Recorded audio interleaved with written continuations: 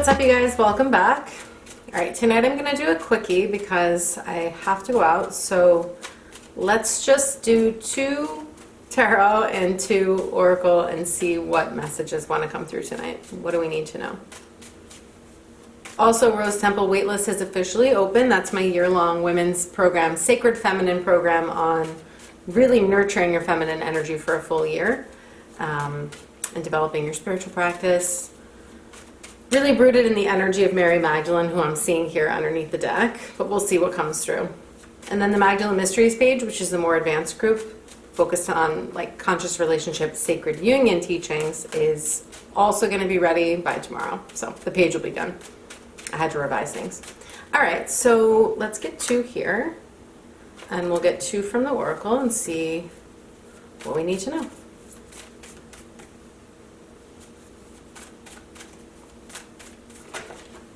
Ooh, Sekhmet, the goddess of rage, sacred rage.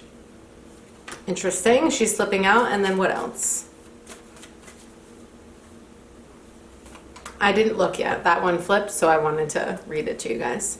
Okay, we do have the Queen of Pentacles again underneath the deck, but this time she's coming upright. So this is not in the distortion. So this is, you know, the feminine energetic of abundance and prosperity and self-reliance and, you know, material abundance, but also, you know, feeling really good in your body, confidence around that, etc. Let's see what else we get.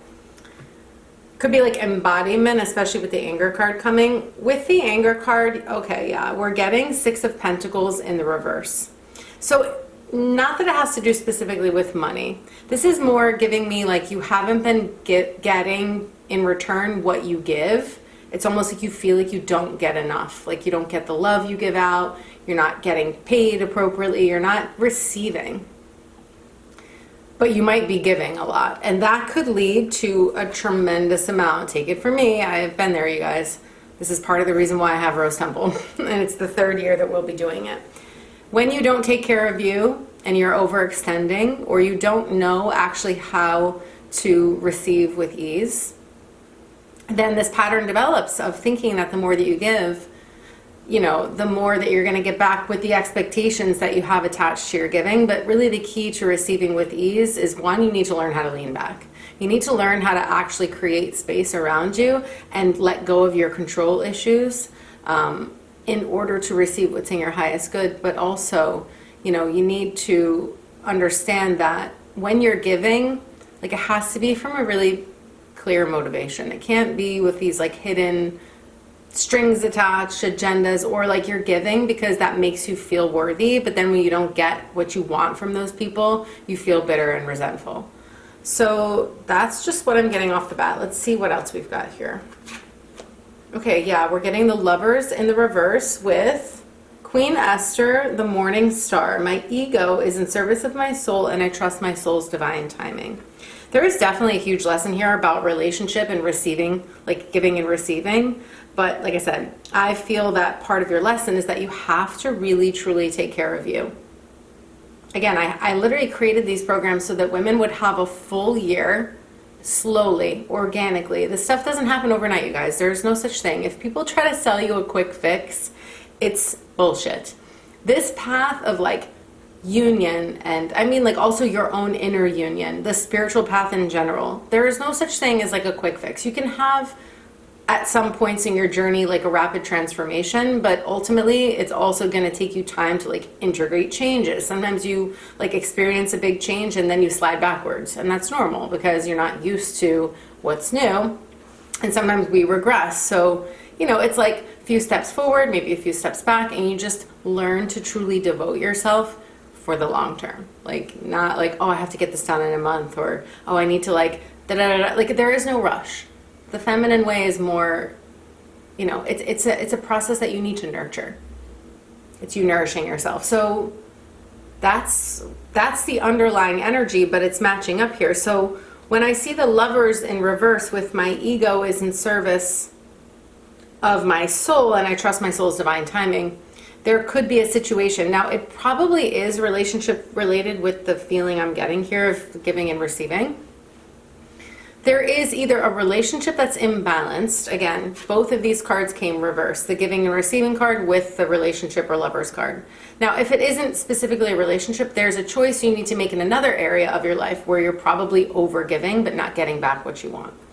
And you really have to ask yourself some of those deeper questions. Like how is the situation that you're in right now somehow meeting a need, even though it's making you also incredibly angry? Sometimes the need is that you won't be alone, or it's your comfort zone, or you won't have to learn how to really stand on your own 2 feet because maybe you have somebody else that does it for you, or you depend too heavily on somebody else.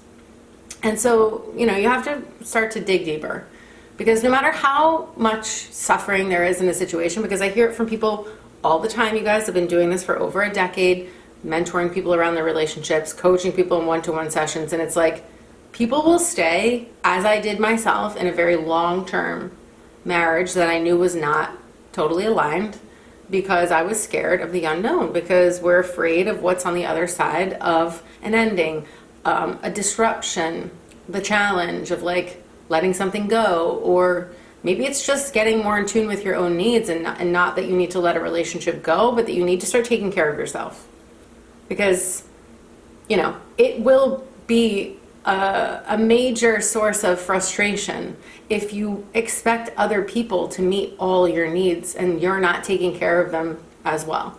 You need to meet some of your own needs. Again, this is why I created Rose Temple. This is a huge pattern amongst men and women. This is, or all genders. This is not gender specific, but obviously in women's work, it's important that we gather together with women only, so that, we have a safe space to do some of this more intimate, more nuanced refinement.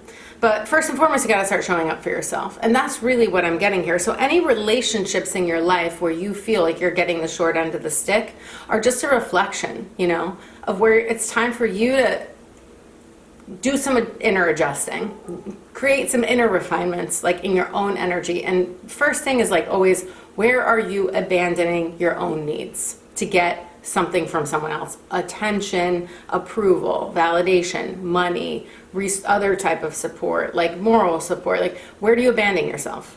Because that's where you're probably feeling the most angry. And there's something here about your soul's timing. So if you're feeling like this is dragging on, you're exactly where you need to be. Again, this path is a long, winding road. You just have to kind of buckle up and be I'm in it for the long haul. Me too, you guys. I've been at this for a really long time. Like I said, I've been on YouTube for 10 years, and I've been experiencing things before I was here. So it's definitely an ongoing process. But what I can say for sure is that your relationships in your life are mirrors. Whether we want to admit that or not, whether we like it or not, it is what it is. Those are things for us to see and learn about ourselves, or they wouldn't be there. They're not dropping into your life by accident. They're not there just by chance. And so this is one of those times where it's a little bit tough love. It's if you feel like you're late to the game, or it's taking forever, or the thing that you were really hoping to manifest, maybe it is a really healthy relationship or a conscious partnership.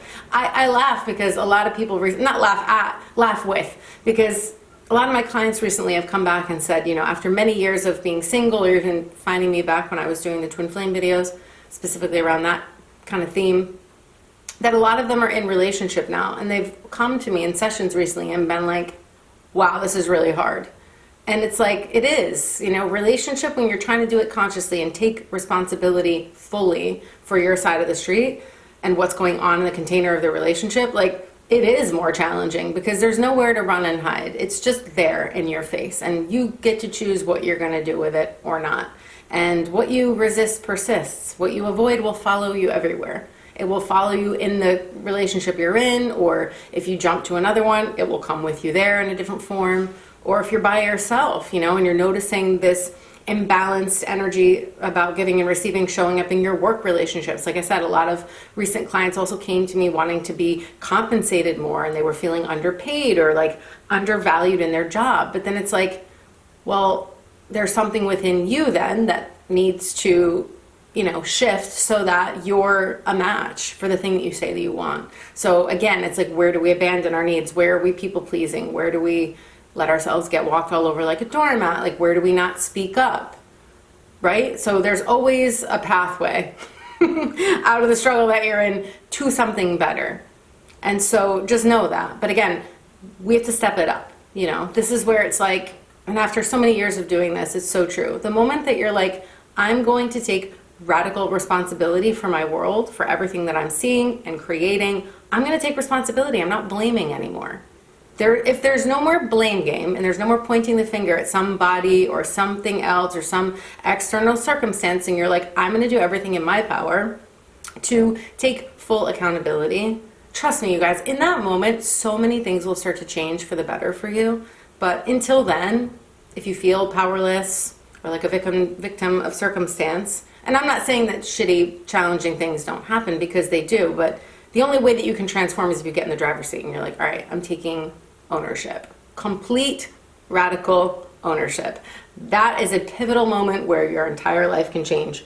But again, if it's feeling slow, it's only because there are lessons that you still need to learn wherever you are. And maybe that is in a relationship or in a work relationship or in some other kind of relationship where maybe you're itching to get out of it, or you're like, oh, I'm so over it. Like, why is this still happening? Again, you have to dig deeper, right? I can support you too in a one-to-one call, even if it's a 90-minute call. We can definitely go there. I get there very quickly, right through the white noise to the root of the issues. It's just patterns, and most of them are very common. You guys, it's hard to see our own blind spots, but that's what I'm here for. So I'm just going to pull one more overarching energy here from the Oracle. This Untamed card, this like Queen of the Wilderness, keeps coming up, and it's in the reverse. And I feel like that goes along with the Sacred Anger card.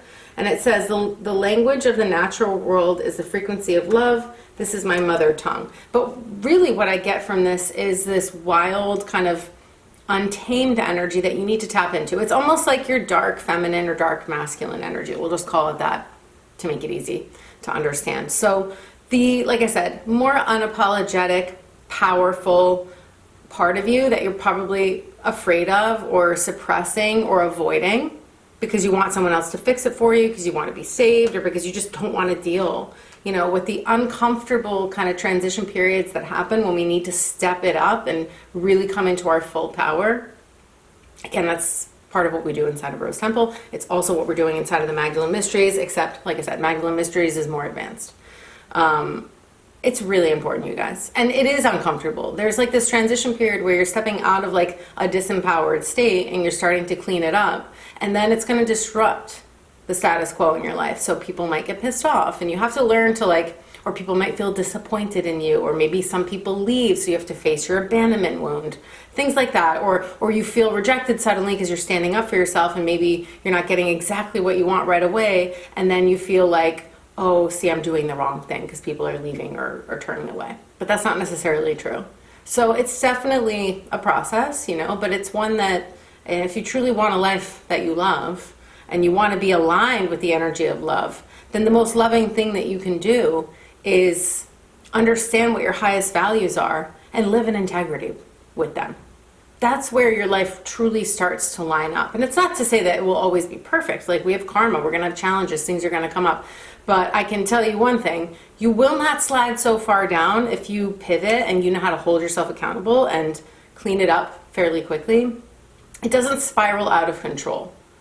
It doesn't, because even I don't spiral like that anymore. I used to when I didn't want to take responsibility. But once I was like, no, it's up to me, then that's when things started to truly transform. So I'm just getting that you've got to, I even had an offer maybe in the spring of this year called Untamed. And it was a one-to-one, mentorship for 6 to 8 weeks. But that was also in alignment with this energy. It's like, where do you give away your power, and how is it serving you, even if you're suffering? Because it is serving some. We don't choose things for nothing. If it feels easier, or if it feels familiar even, no matter how painful, we might still choose it because it's easier than, like I said, truly being in your full spectrum power. So let's just get one of these to finish off, and then I gotta go. This is the pleasure oracle. Let's see. What else do we need to know to wrap this up, Spirit? You're alive. Okay. Yeah, it's talking about radical aliveness. It says to experience hurt and loss is to become more wise. Nothing good ever came from playing it safe. Where risk may contain injury, it also contains treasure. So dare yourself to do something major. It says it. It's by moving through pain rather than bypassing it that we come face to face with pleasure. Because life's heartbreaks will come whether you welcome them or not, so you might as well invite them in and accept their gifts. It would be rude not to. To feel pain is to know you're alive. And what a gift that is. Because all pain can be transformed, you guys. Pain can be alchemized. You turn it into love. You turn it into something else, something beneficial. That's really the spiritual journey, in my opinion. I mean, I study Buddhism because I'm like, I want to transform suffering, not just for myself, but then I want to support other people to transform their suffering and get out of pain. Because the only reason we even end up on a spiritual path consciously like this is because we're in pain. Most people find this path because they're in pain. They want to resolve something. They're challenging. You know, they have a challenge in their life that they can't overcome. They don't know what the fuck to do. And they end up, God knows, in a yoga class, meditation, on a YouTube video or whatever. And so it begins. So just know, pain is telling you, I'm alive. It doesn't mean we like it, but it also isn't like permanent. It doesn't have to be permanent. It's not a death sentence. It's not a curse. It's an opportunity to go deeper into your own mind and the workings of your mind. And then, you guys, this is what, like I said, this is what I study. This is what I practice. This is what I support you with.